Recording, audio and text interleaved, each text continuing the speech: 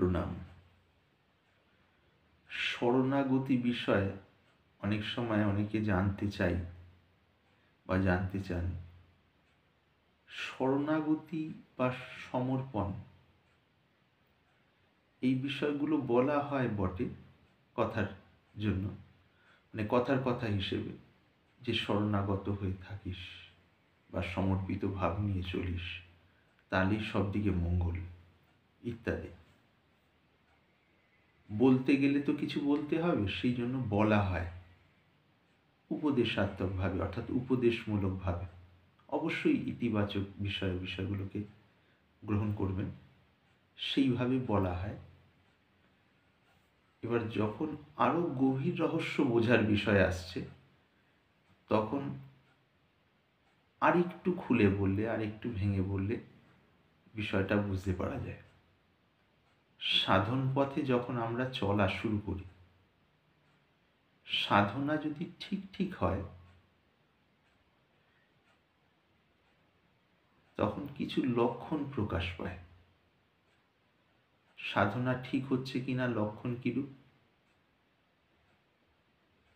সাধারণভাবে মহাপুরুষদের যা অনুভব এবং চলতে চলতে কম বেশি যেটুকু অনুভব, সেই হিসেবে যে স্থূল বিষয়ের প্রতি রুচি কম হতে থাকছে, স্থূল যে বিষয়ের অভিমুখী ভাব, বিষয়াভিমুখী যে ভাব, প্রচুর বিষয়ের আকর্ষণ, সেদিক থেকেই কেবল স্থূল আনন্দ, খাওয়া দাওয়া, পরা পোশাক আশাক, বাহ্যিক বিলাসিতা, এই যে বিষয়গুলো আরো বিভিন্ন স্তরে স্তরে তো আছে। সূক্ষ্ম থেকে সূক্ষ্ম স্তরে গিয়ে মান যশ খ্যাতি, সেই বিষয়গুলো।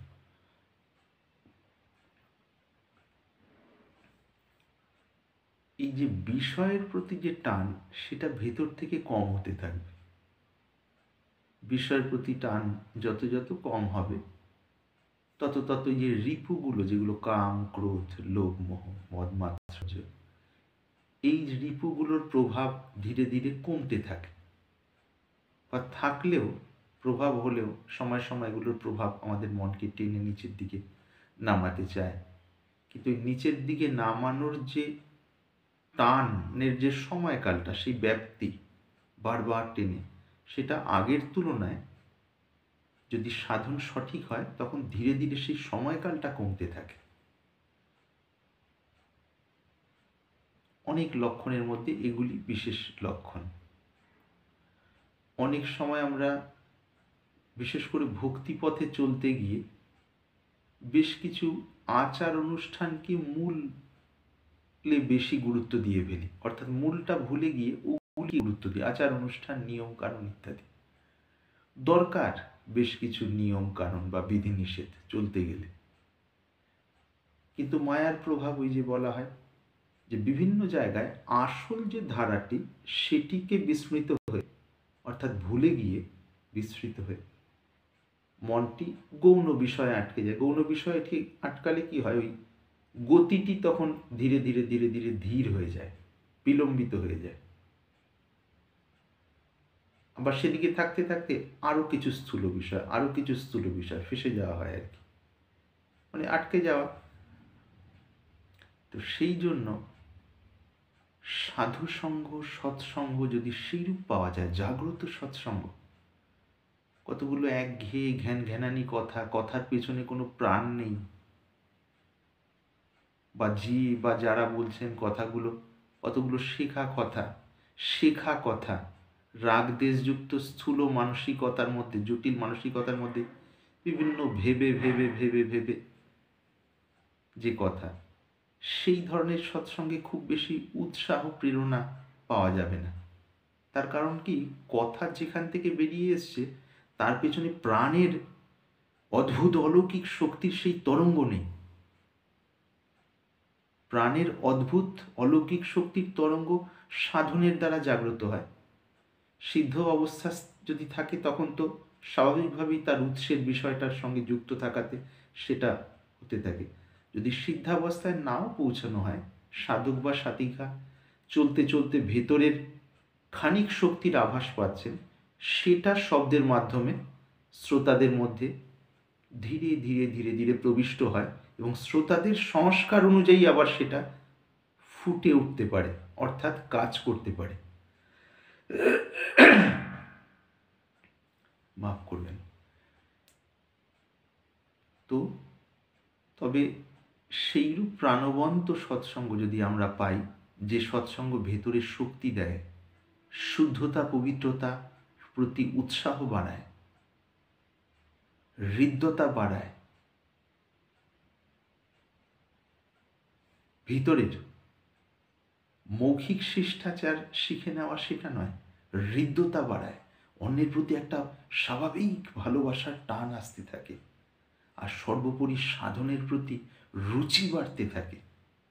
সেই প্রকার সৎসঙ্গ যদি আমরা করতে পারি সাক্ষাতে অথবা অন্য কোনোভাবে, তাহলে সেগুলি বিশেষভাবে উপকার হয়ে থাকে।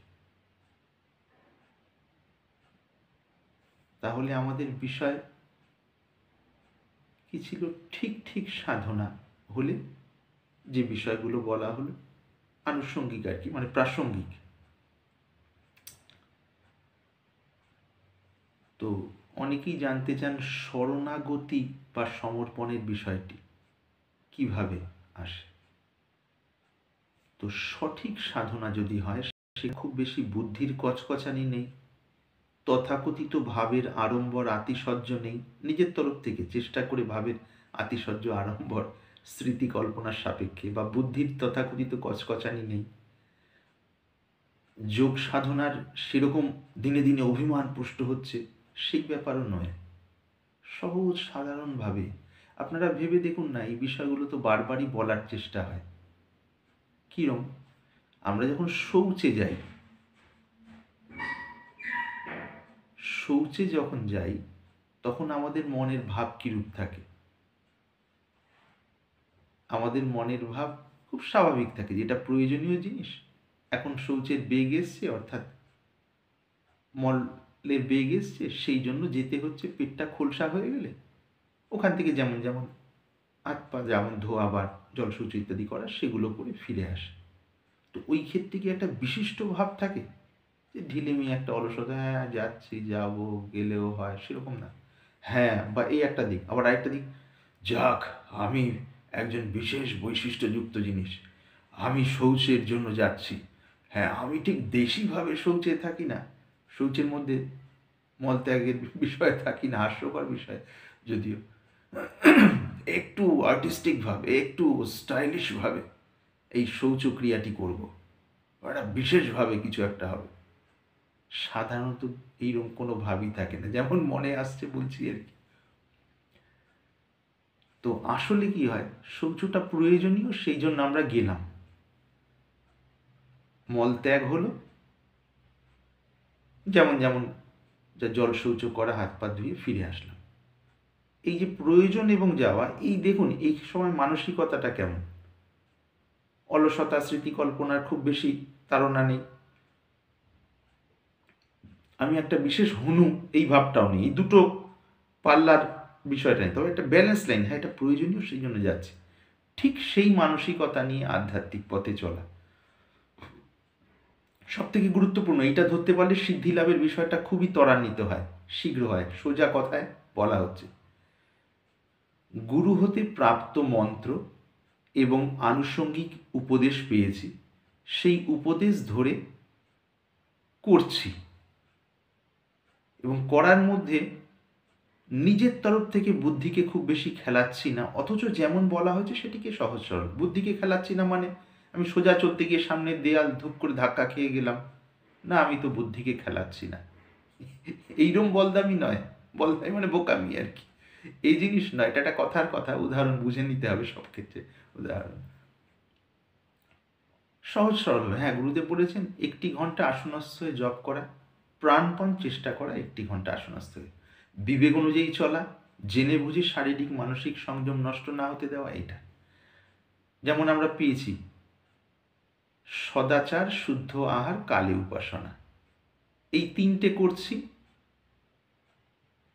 এবং স্বচ্ছভাবে সকলের সাথে স্বাভাবিক ব্যবহার, খুব বেশি আমি একটা বিশেষ ভেতরে ভেতরে পরিবর্তন হয়ে যাচ্ছি, এটাকে অন্যদের জানান দেওয়ার জন্য ভেতরটা হাঁকপাক করছে কোনো না কোনো বাহানায়, লেখার মাধ্যমে, বলার মাধ্যমে, কথার মাধ্যমে, গল্পের মাধ্যমে বা অন্য কোনো সৎসঙ্গের বাহানায় অন্য কাউকে জানান দেওয়ার চেষ্টা।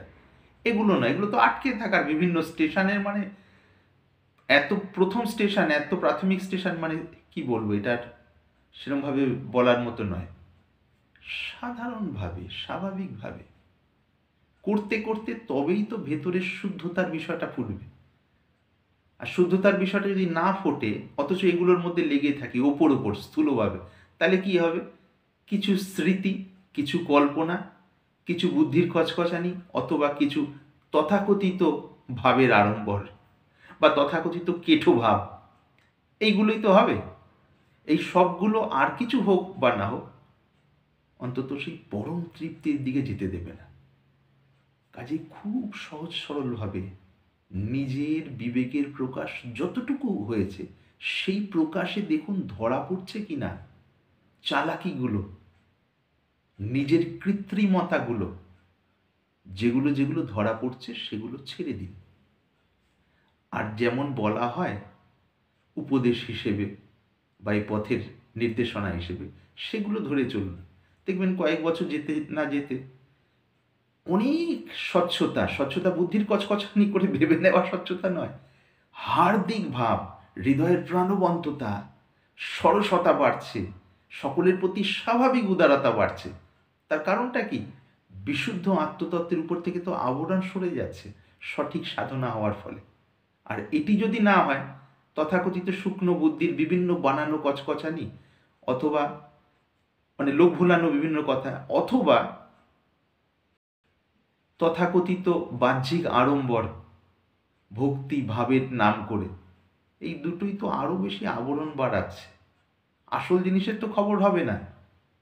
কিছুদিন পরে এরম করতে করতে ক্লান্ত হয়ে সেই স্তরে আবার হতাশা আসবে, যদিও তার আগে সূক্ষ্মভাবে হতাশার স্তর শুরু হয়ে যায় সেই বানানোগুলোর ক্ষেত্রে।